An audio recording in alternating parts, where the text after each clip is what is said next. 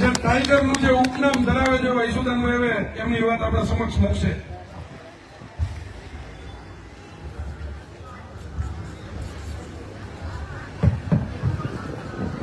બોલો ભારત માતા કી જય જવાન. મિત્રો આજે જેતપર ગામમાં મને કાલે જ રાત્રે પંકજભાઈનો ફોન આવ્યો અને આખી ટીમ નેહલભાઈ, રાજુભાઈ, નિલેશભાઈ, અહીંયા પણ મારા સાથી મિત્ર અને ખેડૂત માટે સતત વિધાનસભા ગજત એવા હેમંતભાઈ, રાણા સાહેબ અને આખી ટીમ. મિત્રો આ લડાઈ માત્ર તમારી લડાઈ નથી. પીપર પાન ખરંત હસત કુપરિયા મુજ વીતી તુજ વીત સે ધીરો ખંભા પલિયા. પીપર પાન ખરંત હસત કુપરિયા. પીપર માંથી પાન કરતા હતા એટલે કુપરિયા ભાઈ હસતા હતા, જો તૂટે છે, જો તૂટે છે, જો તૂટે છે. પીપર પાન ખરંત હસત કુપરિયા મુજ વીતી તુજ વીત સે. એ જે પાંદડા પડતા હતા ને એવું કહેતા હતા કે મુજ વીતી તુજ વીત સે ધીરો ખંભા પલિયા. આજે આ જેતપરના ખેડૂતો આંદોલન કરી રહ્યા છે અને આખા ગુજરાતમાં લાઈનો જવાની છે, માત્ર અહીંથી નીકળવાની નથી. સમજી લે આખું ગુજરાત. અને આ વાત મારે ન કહેવી જોઈએ. રાજનીતિ અહીંયા કરવા આવ્યો નથી, તમારા ખેડૂતના દીકરા તરીકે, ભાઈ તરીકે આવ્યો છું સાહેબ. કોઈ રાજનીતિ કરવા માટે નથી આવ્યો. પણ હું મારા યુટ્યુબ ઉપર વિડીયો હશે, જોઈ લેજો. મીડિયા વાળા આમ જે યુટ્યુબ વાળા જે ચલાવે, બાકી મને બહુ ચલાવતા નથી. પણ એમાં મેં કીધેલું કે ચૂંટણીઓ પતવા દો, બે કામ ભાજપ પહેલા કરશે. કારણ કે અમે સાહેબ, હું તો 16 વર્ષ પત્રકાર કર્યો છું. ગાંધીનગરમાં એક ફાઇલ ક્યાંથી ક્યાં મુવમેન્ટ કરતી હોય ને એ મને ખબર હોય, અને એટલે આ લોકોને પીડા થાય. અને હું ખજાનો જોઈ આવ્યો છું. ખજાનો કેવાય ખબર છે? ઢગલાબંધ રૂપિયાનો ખજાનો છે સરકાર પાસે, પણ એના મોડા છે ને આમ છે. ઉદ્યોગપતિ ને અધિકારીઓ અને ભાજપના નેતાઓ, એના સિવાય ખજાનો ઓળતો નથી. આપણે એટલા માટે રાજનીતિમાં આવ્યા છીએ. મારા બાપ દાદામાં ક્યારે કોઈ સરપંચ નહોતું, પણ સાહેબ આ પીડા જોવાતી નહોતી ને એટલે મેં વિચાર કર્યો કે અંદર જઈ ખજાનાનો મોરિયું છે ને પ્રજા બાજુ વાળી દઈએ. કહેવાનો મતલબ એ છે મિત્રો કે આજે ગુજરાતના ખેડૂતો જોઈ રહ્યા છે, અલગ અલગ જગ્યા ઉપર આંદોલન થઈ રહ્યા છે, અલગ અલગ જગ્યા ઉપર લાઈનો આવી રહી છે. કોઈને આગેવાનને ઉપાડે છે, કોઈને ધમકાવે છે, કોઈને બેસાડે છે, કોઈને પોલીસથી ડરાવે છે. તમારે શું જોઈએ છે? તમે કેમ આડાવડા થાઓ છો? સાહેબનો ફોન આવ્યો પછી તકલીફ પડી જાય. હા, તારા સાહેબ ની તો ઉભી પૂછડીએ દોડાવીએ એમ છીએ, પણ અમે હવે શાંત પાણી થઈ ગયા છીએ. પ્રજા છે એ આ કાનૂનમાં લાચાર બની ગઈ છે. પણ બાકી સાહેબ, જમીન ઉપર સગો ભાઈ પણ જો સાંતીનો જોડતો હતો ને તો માથાની પરવા નહોતી કરતી ને. એ અમારી જનનીઓ ને અમારી માતાજીઓ છે. જમીન ઉપર કોઈ હાથ મૂકે, આપણી ધરતી ઉપર હાથ મૂકે, આપણી મા ઉપર હાથ મૂકે, કે આપણી બેન દીકરીની ઇજ્જત ઉપર હાથ મૂકે, પછી ક્યારેય અમે અમારા મોતના છે ને એ ઇંતજાર કરતા નથી. અમારા માથાઓ આપી દઈએ. એ સંસ્કૃતિમાંથી મેં આવી છે. તમારી પોલીસ કે તમારા ઢીંકડા સાહેબડા ફેફડા આ બધાને તો અમે રાત્રે ઉપાડી લઈએ છીએ. આ વાત સાચી છે કે નથી? પણ કહેવા એ માંગીએ છીએ કે અમે શાંતપ્રિય છીએ ને એટલા માટે છીએ કે ભારતનું સંવિધાન એવું કહે છે કે અહિંસાના રસ્તે મહાત્મા ગાંધીજી આઝાદી મેળવી તેને અંગ્રેજોને ભગાડ્યા હતા.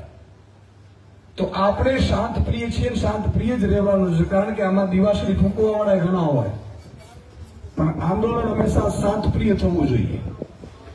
તો આજે આ માત્ર તમારા ખેડૂતોને આખું ગુજરાત જોઈ રહ્યું છે. ઘણી જગ્યાએ ગામોમાં વિરોધ થયા. અમે પહોંચીએ ન પહોંચીએ, ઈસુદાનભાઈ આવે છે. ઈસુદાનભાઈ આવે છે, પેલા બે લોકોને ઉપાડીને સમાધાન કરી દે, પછી ઈસુદાનભાઈ ન આવતા. આજે હું રોજ પંકજભાઈ સાથેથી અપડેટ લેતો હતો કે ભાઈ જ્યાં જે દિવસે જરૂર પડે ને જે દિવસે ગામ લોકો એમ કે ને કે હવે અમારે ઈશુદાનભાઈની જરૂર છે, ત્યારે 1 કલાક હું રાહ નહીં જોઈશ. આના માટે માથું આપવા તૈયાર છે. રાજનીતિ કરવી જ નથી. રાજનીતિ કરવા આવ્યા નથી. કારણ કે ઈ તો જયારે મોસમ આવે ત્યારે ખેલી લેવું અમને તાકાત છે, પણ તમારા ખંભાનો ઉપયોગ અમે એવી રીતે કરવા નથી માંગતા. પણ તમે એકલા ન રહ્યો, તમને એમ ન થાય કે અમારી ભેગા નથી ને, એટલા માટે કહેવા આવ્યો છું કે જ્યાં જરૂર પડે ત્યારે એક નહીં, અમારા લાખો સૈનિકો તમારી સાથે ઉભા હશે એનું ખાતરી આપી. પણ સાથે વાતો બધાને કહેવા માંગુ છું, મારા ખેતરમાંથી ક્યાં જાય છે? એ તો આપણા નેહલભાઈના ખેતરમાંથી જાય, આ તો નિલેશભાઈના ખેતરમાંથી જાય છે. સાહેબ એટલે હું કહું છું કે પીપર પાન ખરંત આજે એનો વારો, કાલે તારો. જેને જેને ડોકિયા અંદર કર્યા છે, દરવાજા બંધ કર્યા છે બીજાના માટે લડવા માટે, એને એક તો માનસિક ગુલામી સ્વીકાર કરી લીધી છે. સાહેબ આપણે તમને બહુ આશ્ચર્ય થશે, ઇતિહાસમાં લઈ જઈશ તમને થોડું.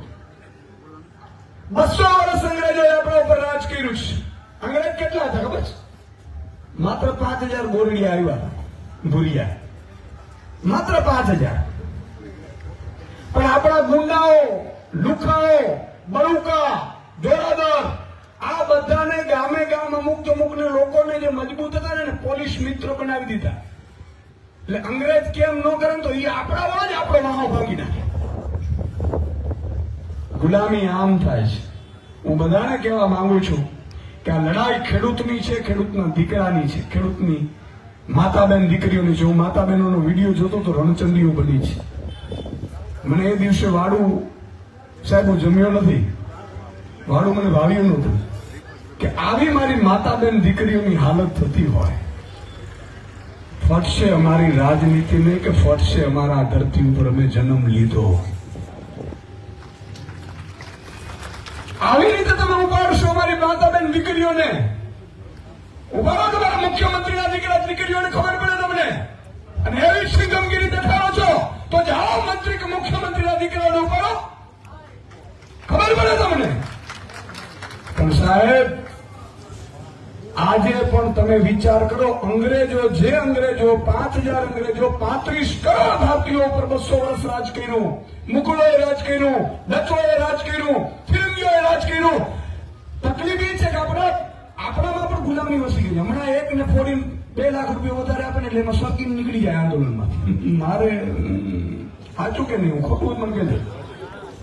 ઈશુદાનભાઈ ખોટી રાડું નથી પડતા. 54 લાખ ખેડૂતો છે, એના 5 પરિવાર કરોડ, 2.5 કરોડ મતદારો થાય. કોઈના બાપની તાકાત નથી એ નીકળી શકે આમો.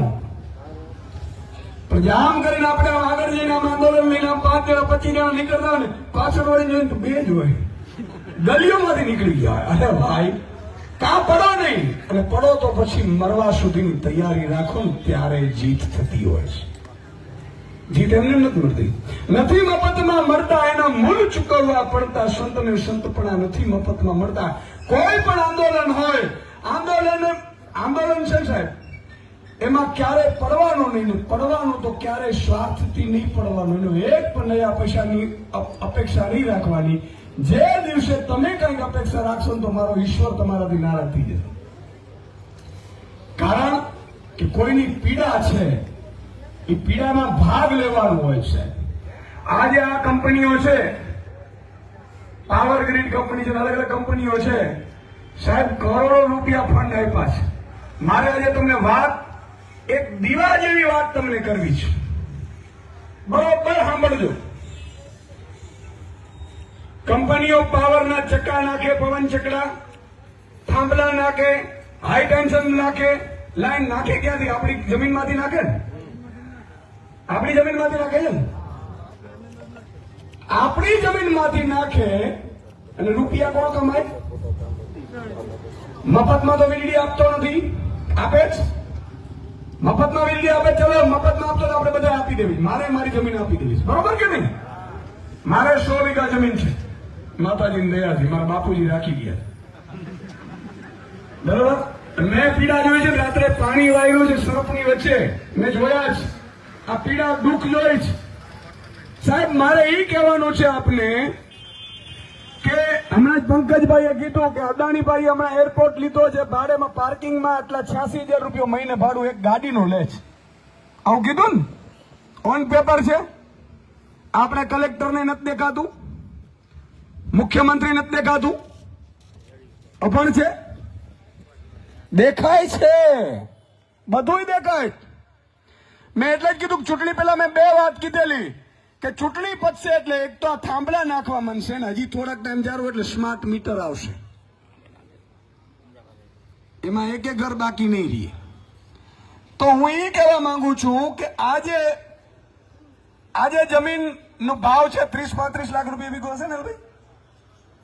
5 વર્ષ પહેલા કેટલું હતું? 10-15 લાખ નહીં, 5 લાખ કે 10 લાખ હતા, બરોબર ને? હમણાં 5 વર્ષમાં જમીનના ભાવ વધ્યા. આ વાત સાચી છે.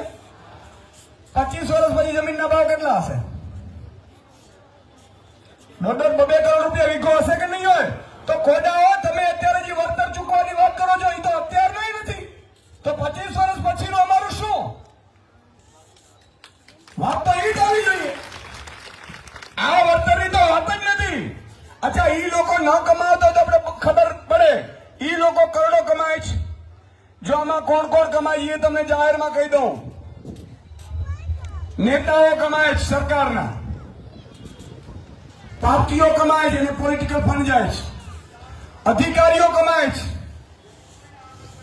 ત્યાં એમને એમ સિંગંગબીરી નથી થતી, સમજી લેજો. એના બાપુનો બગીચો નથી. એ જોખમ લે છે તો સામે માલ લેતા હોય તો જોખમ લેતા હોય, બરાબર કે નહીં? અધિકારીઓ કમાય. અચ્છા, કોન્ટ્રાક્ટરો પણ ખૂબ કમાય.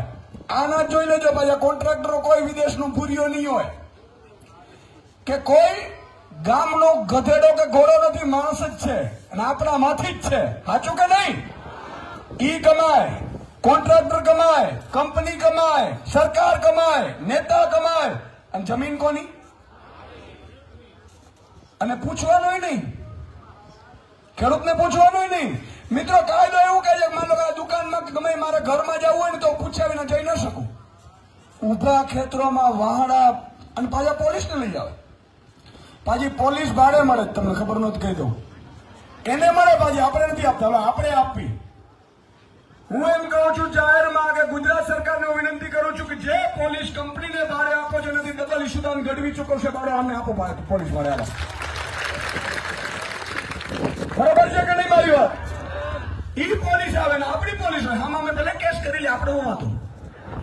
એકબીજાને ટીંગાટોળી કરીને ઉપાડી જાઓ, જેલમાં નાખી દો ભાઈ. અવાજ સાચી કે નહીં? અને ઓફિશિયલ છે. ભાડે કંપનીઓને પોલીસ મળે. આપણે એમ લાગે કે સરકારનું કામ નથી ભાઈ, એ તો પ્રાઇવેટ છે. એક થાંભલામાંથી કરોડો રૂપિયા કંપનીઓ કમાવાની છે અને 25-30 વર્ષ સુધી કમાવાની છે. તો 30 વર્ષ પછીનું અમારું વળતરનું શું? આજે મારી માતા બેન દીકરીઓ બધું મૂકીને અહીંયા બેઠી છે ને સાહેબ, એમને એમ નથી મૂકી. એની દીકરા સમાન અને આપણા માટે માં સમાન જમીન છે ને એના ઉપર કબજો કરે છે ને એટલે આપણે બેઠા છીએ. અમને 10 મિનિટનો ટાઈમ નથી. હા, પૂછ્યું એમને, એક ટાઈમ નથી. હા, ઘણાને તો હમણાં વેકેશન પૂરા કરી રહ્યો હશે, ઘણા દીકરાને સ્કૂલમાં મૂકવાનો હશે, ઘણા મૂકી દીધા હશે, ઘણા ટ્યુશન કરાવવાનો હશે. સાચું કે નહીં? અને અહીંયાથી પાછું કામ ત્યાં પાછું ઘરે કરવાનું જ હશે. તો મિત્રો, આજે મેં 2 દિવસ પહેલા મુખ્યમંત્રીને પત્ર લખ્યો. મેં પંકજભાઈને ફોન કર્યો, પછી આખા ગુજરાતનો, મારા માટે આખા ગુજરાતના 54 લાખ ખેડૂતો મારી આંખ સમાન છે. હું ક્યારેય કોઈ દિવસ જ્ઞાતિ જાતિ ધર્મ જોતો નથી, કારણ કે હું રાજનીતિ એવી કરવા આવ્યો જ નથી. કંઈક સારું થાય તો ઠીક છે, બાકી આપણે ક્યાં આમ 5 પછી લઈ જવાના છે. હું તો તમને ખબર છે, પત્રકાર હતો ત્યારે મોરે મોરો જ દેતા હતા આપણે, અને ત્યારે નથી પીધા, આજે નથી પીધા. જો આ લોકો પીવડાવે છે નથી ખબર છે, જેલથી પોલીસ ઉપાડી જાય. સાહેબ, પોલીસ પાસે કોઈ કાનૂન નથી. માની લો તમારા ઉપર કેસ કરે છે તો વધીને કોઈ પણ કેસ કરે ને, એટેમ્પ ટુ મર્ડર કરે ને તો 90 દિવસ જેલ થાય, 3 મહિના. એનાથી વધારે જેલ થતી નથી. બાકી 8, 10 દિવસ, 15 દિવસમાં જામીન મળી જાય. એટલે કોઈએ હંમેશા, અત્યારે ભાજપ પાસે કોઈ પણ સત્તા હોય ને તો માત્ર પોલીસ છે. 15 દિવસ ખાલી પોલીસ રજા ઉપર ઉતરી જાય, ભાજપનો એક પણ નેતા નીકળી શકે તો ઈસુદાનથી મટી જાય. એક નેતા હું કંપની વાળા ઘૂસી ન શકે, પોલીસ ઉપર બધું હાલત. બોલો, હા, પેલા ખબર છે બીકતા હોય ને 5 કમાન્ડો લઈને નીકળે, 5 જણા બડુકા, હે એમ બિચારા ભાજપ પડે એમ નીકળી નથી એકતા. સાહેબ, રાજ કરવું હોય ને તો દિલ ઉપર રાજ કરવાનું હોય, સરકાર ઉપર રાજ ન કરવાનું હોય. આજે તમને એમ થાય કે ઈશુદાનભાઈ આવે છે ને તમને એમ લાગે, તમે દિલથી આવો, તમને દિલથી એમ થાય કે ભાઈ ઈશુદાનભાઈ કંઈક સારું કરીને ગયા, તો આ વાત મેં મુખ્યમંત્રીશ્રીને પત્ર લખીને કરી છે. પરમ દિવસે 2 દિવસ પહેલા પ્રેસ કોન્ફરન્સ કરી છે તમારા વતી, આખા ગુજરાતના ખેડૂતો વતી. મેં 7 માંગણી મૂકી છે. આ માંગણી બરોબર છે કે નહીં તમે મને કહેજો. પહેલા તો મેં એવું કીધું કે કલેક્ટરની અધ્યક્ષતાની કમિટી અમને મંજૂર જ નથી ભાઈ. આ બરોબર કીધું? કલેક્ટર અને 2-4 અધિકારીઓ અને કંપનીના અધિકારીઓ, અરે ભાઈ રાજ્ય લેવલની કમિટી બનાવો, રાજ્ય લેવલની કમિટી બનાવો. એમાં કેન્દ્ર સરકારના અધિકારીઓ, કારણ કે આમાં અંગ્રેજો વખતનો કાયદો છે સાહેબ. અંગ્રેજો જયારે જુલમ કરવો હોય, રોડ રસ્તા, જમીન કબજો કરવો હોય આપણી જમીન ઉપર, તો એને ટેલિગ્રાફ એક્ટ 1885 બનાવ્યો. 1885 ત્યારે ગુલામ જ હતો ને દેશ. આ ભણના દીકરાઓ હજી ચાલુ જ રાખ્યો. દેશી અંગ્રેજો કહેવાય કે ન કહેવાય? જે દિવસે સત્તા મળી ત્યારે અંગ્રેજોના કાનૂન પહેલા ઝાટકે ઉડાડવાનું કામ કરવાનું છે સાહેબ. પછી રહીએ કે ન રહીએ ભાગની ગાય. હારા કોઈ સારો માણસ નો નીકળ્યો કાનૂન ઉડાડવાનો. એ 1885 ના ટેલિગ્રાફ એક્ટની 16A પ્રમાણે આ લોકો આપણે કબજો કરે જમીનો ઉપર. મારે એમને એમ કેવું છે કે એમાં કેન્દ્રનો અધિકારી રાખો, રાજ્ય સરકારના અધિકારી રાખો, એક્સપર્ટ રાખો, ખેડૂતના આગેવાનો રાખો, અને જે ખેડૂત આમાં જે પોતાની જમીનો જતી હોય એની સમિતિમાંથી પ્રતિનિધિ મંડળ રાખો અને નિવૃત્ત ન્યાયાધીશ રાખો. એની કમિટીની રચના એટલે વળતર કમિટીની રચના કહેવાય આને. બરોબર કે નહીં? એવી મુખ્યમંત્રીશ્રીને મેં પત્ર લખ્યો કે આ કમિટીની એક રચના કરો. બીજી માંગણી મેં એ મૂકી કે મુખ્યમંત્રીશ્રી અત્યારે કોઈ ₹1,00,000 ને 2 લાખ ને 5 લાખ ને 7 લાખ ને 10 લાખ, અરે ભાઈ એક ખેતરના અત્યારે 1.5 કરોડ આપો તો અમને પહોંચતું નથી 25 વર્ષ સુધીનું. મેં હમણાં 25 વર્ષની ગણતરી કરી. આ થાંભલા તો 50-100 વર્ષ સુધી રહે. આપણા દીકરા રહી જાય. પછી હું કહેશે ખબર, તમારા બાપે સાઈન કરેલી ભાઈ, તું આમાં કઈ કરી ન હોય. બાપ તો પછી અહીંયાથી આવવાનું નથી. સાચું કે નહીં? સાચું કે નહીં? તો મેં મુખ્યમંત્રીશ્રીને પત્રમાં એવું કીધું છે કે વળતર કમિટી સ્ટેટ લેવલની, એમાં નક્કી એવી રીતે વળતર કરો કે આગામી 25 વર્ષ પછી જમીનના શું ભાવ હશે, અત્યારે શું છે, 2 વર્ષ પહેલા કેટલા હતા. અને હું તો એમ કહું છું કે આ કંપનીઓ રોજે રોજ કમાય છે, એને તો દિવસ પડે કમાવાનું જ. તો ભાઈ ખેડૂતને વળતર એવી રીતે લમસમ નથી જોતું, એને પ્રોફિટમાં 8 થી 10% આપી દો દર મહિને. બરોબર કે નહીં? આ બરોબર કીધું મેં? 8 થી 10% આપી દો, લપજ મટી જાય. આપણે મારે સામેથી થાંભલા મંગાવવા, આવો લઈ આવો. બરોબર કે નહીં?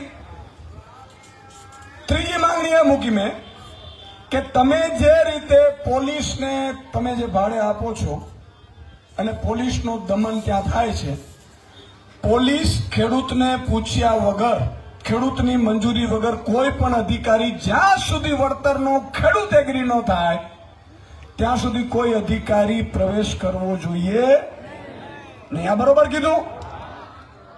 આવી મેં 7 માંગણીઓ મિત્રો મૂકી છે. મારા ફેસબુક ઉપર પણ એ 7 માંગણીઓ છે. પણ એમાં મોટી મોટી વાત એ છે કે 25 વર્ષ પછી કે 30 વર્ષ જમીન, એની કિંમત અને એ પ્રમાણેનું વળતર, તો વળતરમાં કાયમી પ્રોફિટ કરી દો ભાઈ. અત્યારે આ લોકો વીજળીના 8 રૂપિયા યુનિટ આપે છે. 25 વર્ષ પછી કેટલા આપશે ભાઈ? 50 રૂપિયા યુનિટ હશે કે નહીં હોય? તો એનો તો પ્રોફિટ કરોડોમાં જશે. અને આપણે વન ટાઈમ વેચાઈ ગઈ એટલે પૂરું થઈ જાય. પછી બીજું કે આપણે જે અત્યારે માન લો 35 લાખ રૂપિયા, હમણાં કીધું નિલેશભાઈ બધાએ, મોરીભાઈ એમ કે 35 લાખ રૂપિયા વીઘો હાલે. થાંભલો નાખે એટલે ઘટી જાય કે ન ઘટી જાય કિંમત? ઘટી જાય કે ન ઘટી જાય? હવે 50 વીઘા, હમણાં મને રાજુભાઈ વાત કરતો હતો કે સાહેબ 50 વીઘા જમીન છે ને ત્યાંથી નીકળે છે, એટલે 50 વીઘાની જમીનના 35 લાખમાંથી 8 થી 10 લાખ થઈ ગયા તો કેટલો નુકસાન થાય? તો આનો એક જ ઈલાજ છે સાહેબ, જો આખા ગુજરાતના ખેડૂતો એક થાય, 54 લાખ ખેડૂતો, તો સરકારે કાનૂન લાવવો પડે અને ઈ પ્રોફિટનો કે દર મહિને કંપની કમાય એટલે જેટલા ખેડૂતો એમાં આવતા હોય એને 8 થી 10%, 5% જે નક્કી થાય એ પ્રમાણે પ્રોફિટ કમાણીમાંથી આપો. અને આવો વિચાર મેં કીધું છે, મેં અધિકારીઓને કેવડાવ્યું, મેં કીધું ભાઈ આ જરાક અમારા મુખ્યમંત્રી શ્રી કહેજો જરા. હા, અને પાછા આમાં તો બદલી જાય. મેં કીધું બદલી જાય પેલા કઈ સારું કરતા જાવ ભાઈ. હું તો સારું કહું, બધાને કહું હું તો સારું કરતા જાવ ભાઈ. 5 કામ બરાબર, તમને આનંદ થાય ને આપણે આનંદ થાય. પછી ભલે ને તાપથી કાઢી મૂકે યાર, એમાં ક્યાં મોટું છે. પ્રજાના તો કામ થતા જાય ને. તો આવી મેં માંગણી મૂકી છે, પણ આ લોકો કરશે એવું લાગતું નથી. બીજું કે આ કંપની મેં સાંભળ્યું બહુ મોટા માણસની કંપની છે કે નહીં? અને મેં તો એવું સાંભળ્યું કે અડધું કચ્છ લઈ લીધું ને તોય મારો બેટો ઈ કે અહીંયા મત પડે. સમજી ગયા ને તમે? હું પોલિટિકલ નથી કહેવા માંગતો, પણ છતાંય કહું છું. એટલે તમને સંઘર્ષ પડશે, આંદોલન ચાલુ રહેશે તો સંઘર્ષ થશે, પણ એકવાર સંઘર્ષ વ્યવસ્થિત થયો ને તો આખા ગુજરાતના 54 લાખ ખેડૂતો માટે કંઈક સારું થશે જો આપણે એક થઈને ઉભા રહ્યા તો. બરોબર છે? અને તમારે જ્યાં પણ જરૂર પડશે, ઈશુદાનભાઈ હોય, હેમંતભાઈ હોય, ગોપાલભાઈ હોય, પંકજભાઈ હોય, રાણા સાહેબ, જે લોકોની જરૂર પડશે અમે ભેગા છીએ. અમારા માટે ખાલી એટલું જ છે કે ખેડૂતોનું સારું થવું જોઈએ. સાહેબ, આ લોકો તો ખરેખર કાનૂનનો ભંગ કરે છે. એક બાજુ કાનૂન એવો હોય છે કે આપણી જમીનમાં કોઈ ઘૂસી ન શકે, ઘરે ન ઘૂસી શકે. બરાબર છે? માતાબેન દીકરીઓના ટીંગાટોળી કરીને લઈ જતા દ્રશ્યો જોઈ અને જો એક ગુજરાતના ખેડૂતનો જો હું એમ કહું છું રૂવાટો ઉભો ન થયો હોય ને, તો હું એમ કહું છું કે આજે આપણો વારો જ કાલે એનો આવશે.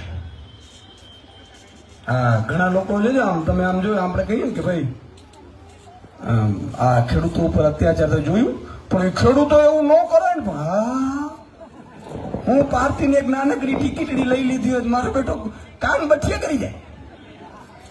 હા, કાન બઠિયા કરીને જાય આમ ધીરે ધીરે ધીરે ધીરે.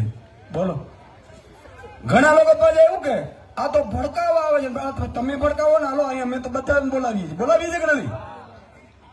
મને આનંદ એ વાતનો છે, કાળુભાઈ અમૃતિયા પણ અહીંયા મેં સાંભળ્યું હતું 2 દિવસ પહેલા આવ્યા હતા, એમને અભિનંદન. હું તો એમ કહું છું દરેકને, ગુજરાતના દરેક રાજકીય આગેવાન, સામાજિક આગેવાન, કલાકારો, કથાકારો, આ બધાને આપણે આમંત્રણ આપીએ કે ન આપીએ? સારું કે નહીં?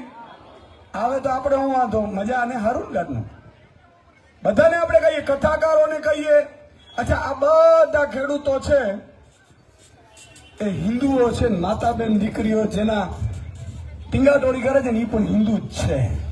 એટલે બધા હિન્દુ આગેવાનો, હિન્દુ સંસ્થાઓ, ખેડૂત આગેવાનો, ખેડૂતની સંસ્થાઓ, બધાને હું તો એમ કહું છું કે એમણે આવી છાવણીઓની મુલાકાતે લેવી જોઈએ, એમણે આપણી પીડા પણ સાંભળવી જોઈએ, અને જે પણ સરકારમાં હોય જેનું જેટલું ચાલતું હોય એટલું એને રજૂઆત કરવી જોઈએ. બરોબર કે નહીં? આ વાત ખોટી નથી ગીરી ને? હા ભાઈ, તમે સમિતિ નેલભાઈ કઈ અલગ વિચાર્યું મેં કઈ કહી દીધું હોય તો પછી મને કહેજો. હું તો દિલનો ભોળો માણસ છું, મનમાં આવે કહી દઉં. બધાનો કથાકારોને કહું છું કે અહીંયા કથા કરવા જેવી છે ખરેખર. અને 2 કામ થાય, કથા એ થાય ને આંદોલન નહીં થાય. આ માતાબેન દીકરીઓ છે એ કથા સાંભળે, ધૂળ નહીં કરે, અને આંદોલન નહીં થાય. અને એ કથાકારો કદાચ બોલે ને 2 શબ્દ સાહેબ, તો ખરેખર સરકારને એમ થાય હવે કંઈક કરવું પડશે. સાચું કે નહીં? કલાકારો છે, કથાકારો છે, ફિલ્મ સ્ટારો છે, ક્રિકેટરો છે. એક બેન હતા સેન્ટ્રલ ફોર્સમાં હતા પંજાબમાં, અને એક સાંસદ બેન હતા, એને ખેડૂત વિરુદ્ધ બોલેલા તો સાહેબ એમણે લાફો મારેલો. જો કે લાફો મારવો યોગ્ય નથી, જેને ખેડૂતની દીકરી હતી ને, અને પંજાબના ખેડૂતોને એમણે ખાલિસ્તાની કીધેલા એવું હતું. ની બેનનો બદલો ઈ CIS પોલીસમાં બેન હતા, નોકરીની એને એક બેન શાળાતન કરી અને ચોપડાવ્યું. જો કે આપણે એવું ન કરવું જોઈએ, પણ મારું કહેવાનું એ છે કે આ બધું રોષ આનું છે. એક વાત તમને કહી દઉં મિત્રો, મારે પોલિટિકલી નથી કરવી, પણ છેલ્લે કહી દઉં એટલે તમને ખબર પડે. પંજાબ અને હરિયાણાના ખેડૂતોમાંથી શીખવાનું જ એકતા કોને કહેવાય. પંજાબના ખેડૂતો સાહેબ આજે એવું છે, પંજાબમાં સરકાર છે, જો એ ટેકાના ભાવે એક મણ પણ ન ખરીદે ને તો બધા ખેડૂતો મૂકી દે કે આનો પેલા ખરીદો હાલો ભાઈ, ખરીદો આનો. આપણા વાળા મારો વારો આવી ગયો, મારો લઈ લે યાર, તારા કાકાનો મૂકી દો. નહીં સાહેબ, એવું નહીં કરવાનું. પછી ઉપરવાળો આપણે આવી જ રીતે ધમકાવશે. જે દિવસે તમે ખેડૂત એક થતા ને સાહેબ આપણી પાસે તાકાત છે ને આપણે જ ખબર નથી.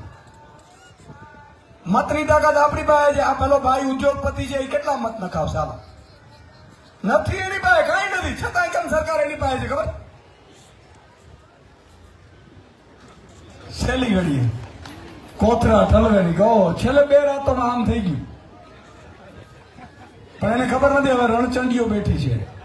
આ રણચંડી બેઠી છે ને, એક બેન છે ને 500 મત નખાવે એવા છે. ધમકી મારીને કહે છે ડેર ને આ બધાને કહી દે, મને ખબર. એટલે હું ભાજપ વાળાને એવું કહું છું, આ જોખમ લેતા નહીં. આ મારા લક્ષ્મીબાઈઓ એક નથી, અહીંયા સેંકડો લક્ષ્મીબાઈઓ આવી ગઈ છે.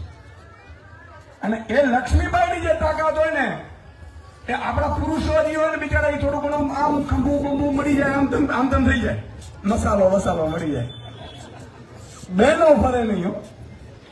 એને તો આમ જોયેલું હોય ને કે હા બરના દીકરા હવે આવજે જોઈ લઈશ. અને એક ફ્રેન્ડ પાસે ફોન પાસે 10 બહેનોને ફોન કરે. અહીંયા સાસરીમાં ફોન કરે ને એની દેરાણીને અહીંયા ફોન કરે.